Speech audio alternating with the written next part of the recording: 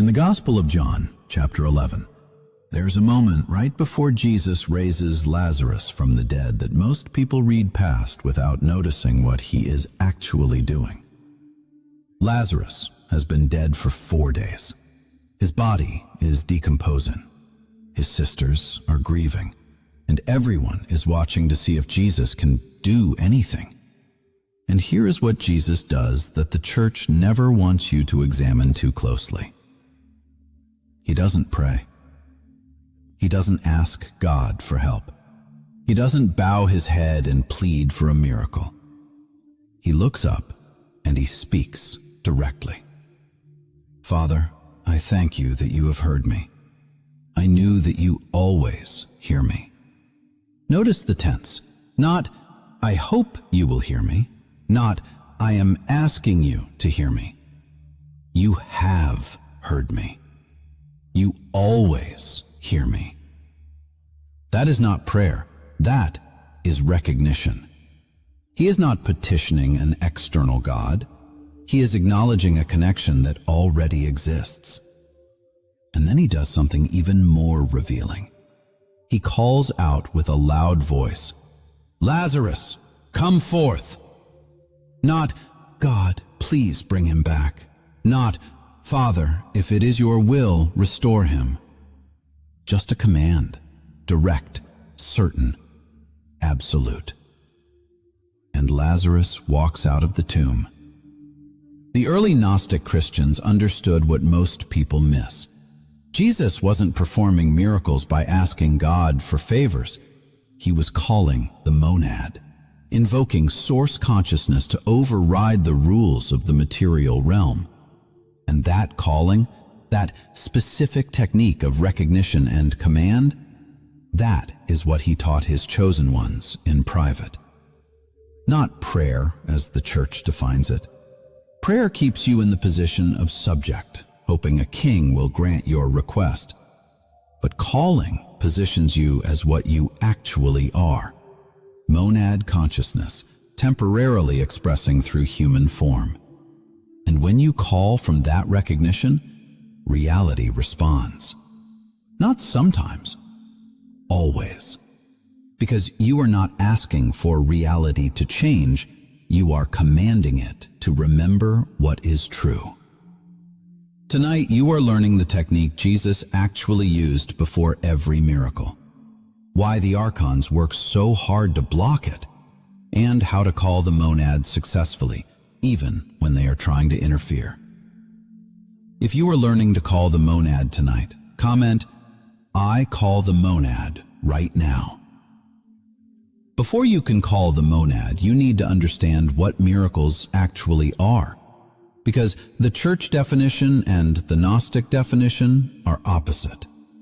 The church teaches that miracles are God breaking his own rules to grant you a special favor, that they are rare, that they require faith and worthiness, that God decides who gets them and who doesn't. And that framework keeps you powerless. Because if miracles are God's decision, all you can do is pray harder and hope you are worthy enough to receive one. But that is not what miracles are. The Gnostic texts and Jesus' actual teachings reveal something completely different. Miracles are the monad reasserting natural order over artificial limitation. The material realm operates under the demiurge's rules: entropy, decay, scarcity, disease, death. Those aren't natural laws. They are imposed limitations.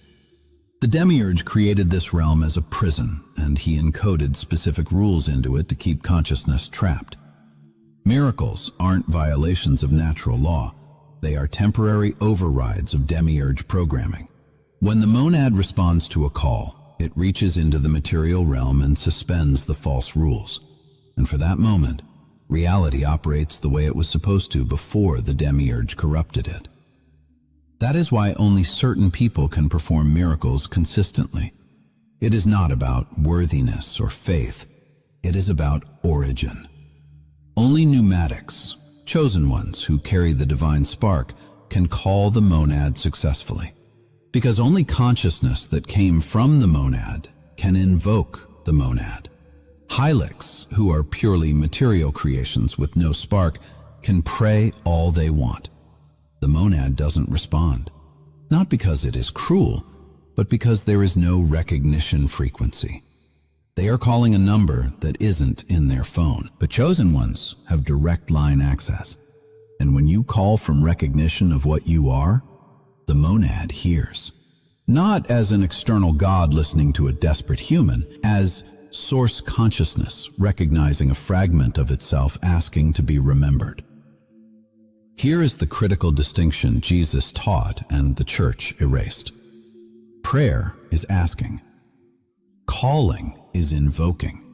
When you pray, you are positioning yourself as less than, hoping for more than to grant you favor. When you call, you are stating what is already true and commanding reality to align with truth instead of illusion. Jesus demonstrated this constantly. He didn't say, "God, please heal this person if it is your will." He said, "Be healed." He didn't say, "Father, I hope you will feed these people." He took the loaves and fish and commanded them to multiply. He operated as someone who knew reality would respond to him, not because he was special, because he knew what he was. And what he was had full authority to call the monad and expect response. Calling the monad isn't about saying magic words. It is about generating a specific frequency. And that frequency has three components: recognition, authority, and command. All three have to be present or the call doesn't transmit correctly. Think of it like a phone call. You can dial the right number, but if there is no signal, the call doesn't go through. Recognition is the signal. Authority is the connection. Command is the message. Recognition is the first component, and it is not belief. Belief is hoping something is true. Recognition is knowing something is true because you are experiencing it directly. When you call the monad, you are not believing your divine consciousness. You are recognizing you are right now. Not after you die, not after you prove yourself worthy. No, you are monad awareness temporarily localized in human form. And that recognition generates a frequency. It is not something you think. It is something you know in your body. When you drop out of your head and into your chest and you feel that certainty, that is the recognition frequency activating. The second component is authority, and this is where most people fail. They recognize they are divine, but they still speak from a position of asking for permission. Authority means you are not requesting, you are declaring. You are operating as co-creator with the monad, not as subject hoping the monad will intervene. Jesus demonstrated this perfectly. When he stood at Lazarus's tomb, he didn't ask if it was okay to raise him. He commanded, "Lazarus, come forth." That is authority, not arrogance, not ego, just the recognition that what I say carries weight because I am speaking as monad consciousness, and reality is designed to respond to that frequency. The third component is command. And command isn't about forcing reality to bend. It is about stating what is true at the monad level and calling reality to align with that truth. The material realm operates under illusion. The monad operates under truth. When you command, you are saying this situation that appears broken at the material level is already whole at the monad level.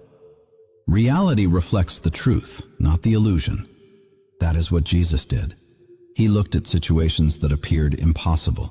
A man dead for 4 days, a storm destroying a boat, a withered hand, 5 loaves feeding thousands. And he spoke from the level where those situations were already resolved. He didn't pray for them to become resolved. He commanded them to show their already existing resolution. When all three components are present, recognition, authority, command, the call transmits, the monad hears, and reality responds. Not because you convinced the monad to do something, because the monad recognizes a fragment of itself speaking, and it responds by asserting truth over illusion in that specific situation.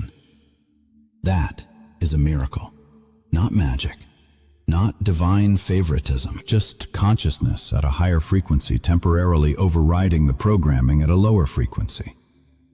When you are ready to call the monad, the first thing you do is create silence. Not just external silence, internal silence. Most people's minds are running constant commentary, thoughts about the past, worries about the future, reactions to sensations, judgments about what is happening. That mental noise disrupts the frequency you need to generate. So before you call, you sit. You breathe. You let the thoughts slow down. You don't fight them. You just stop engaging with them. And after a few minutes, gaps start appearing. Moments where there is no thought. Those gaps are where you begin.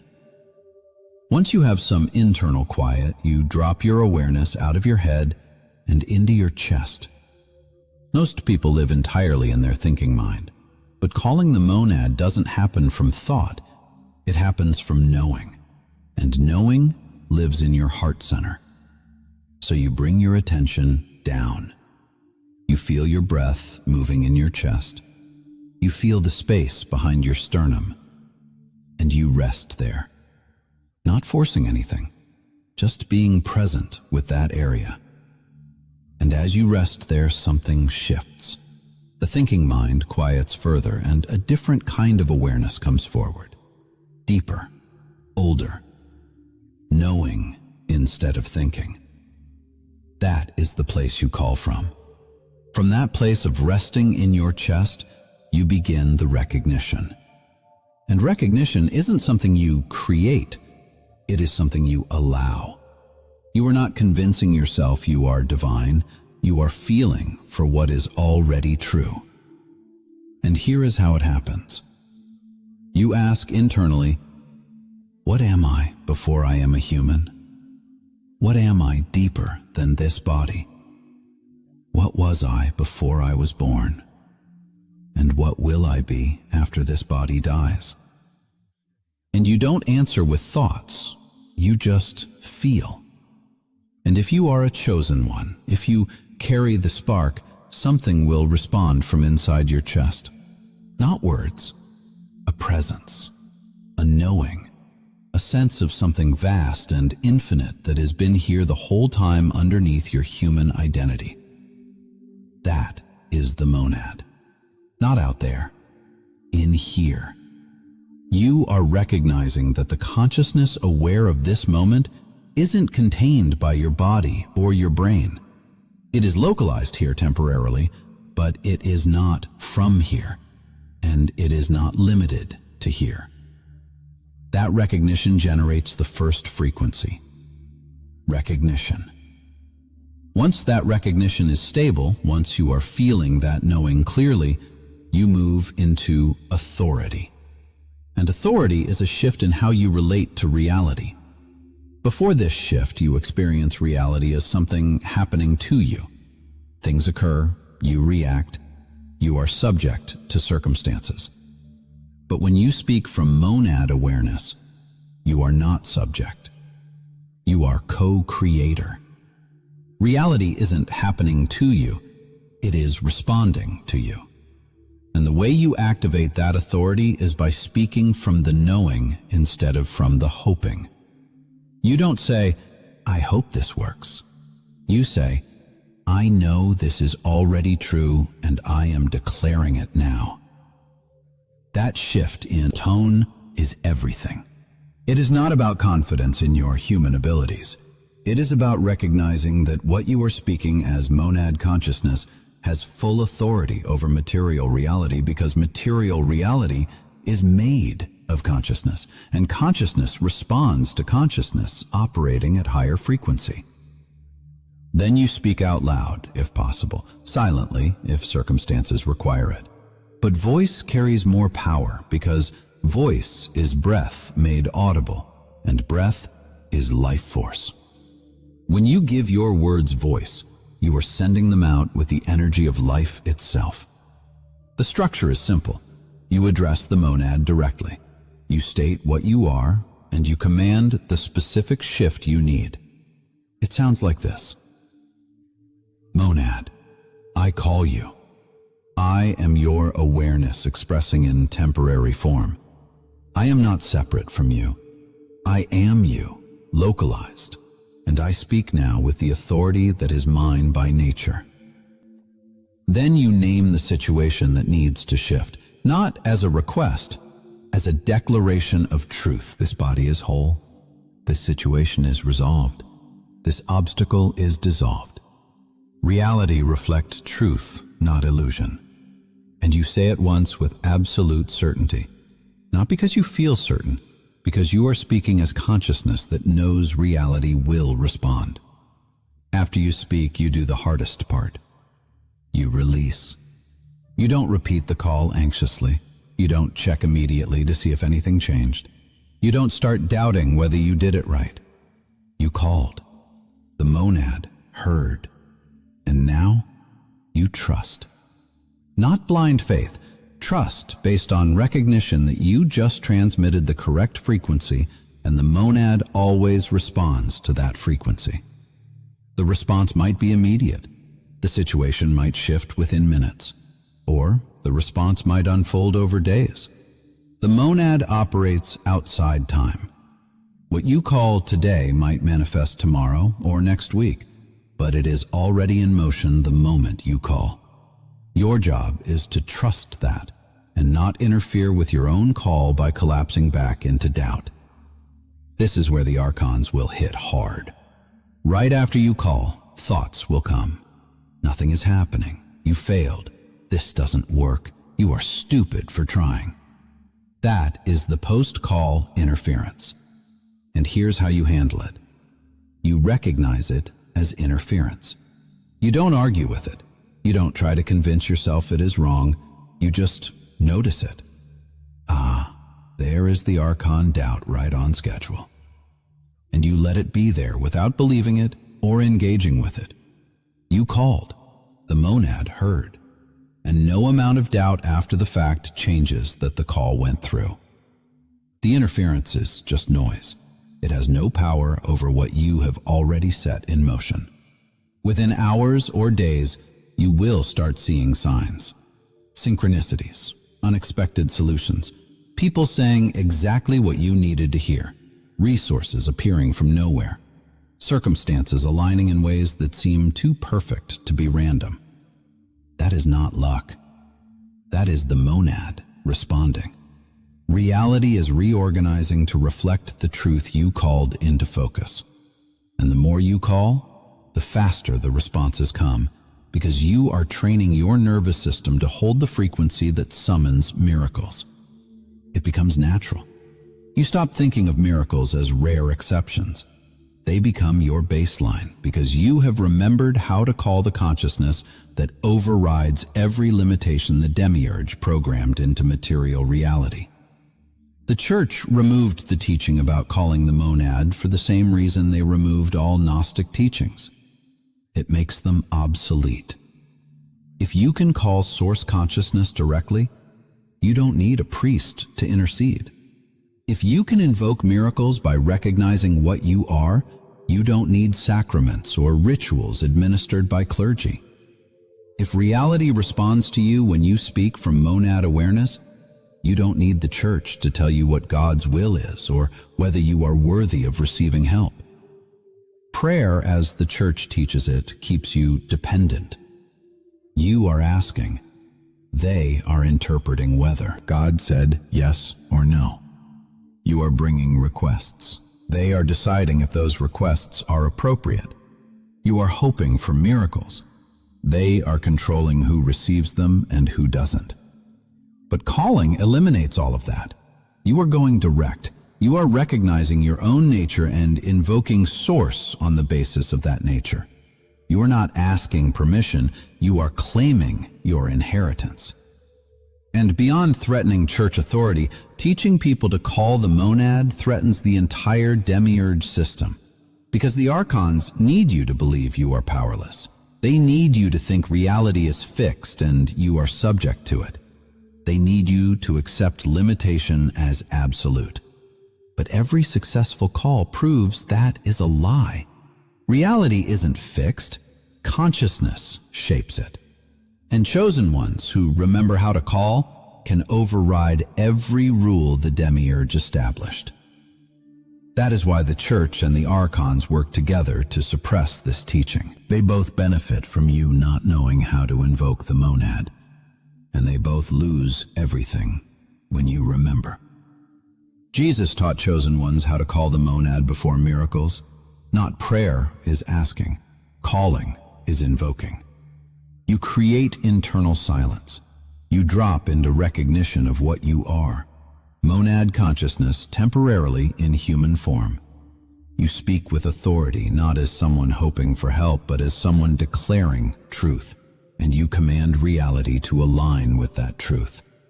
The archons will try to block you through doubt, distraction, and discouragement. But if you hold the frequency, recognition, authority, command, the call transmits, the monad responds, and reality shifts. Not because you were special, because you remembered what you are. And what you are has always had direct access to source. If you were calling the monad this week, do 3 things right now. First, comment, "I call the monad," and commit to using the technique before you need your next miracle. Second, subscribe to Divine Codes because advanced monad invocation practices are coming. Third, like this video so other chosen ones discover they don't need to pray through intermediaries. They can call directly. Do all 3 now. Then, this week, before you need something to shift, use the call. Find silence. Drop into your chest. Recognize what you are. Then speak. Monad, I call you. I am your awareness in form. Say it once with knowing. Then release and trust. The call went through. The monad heard.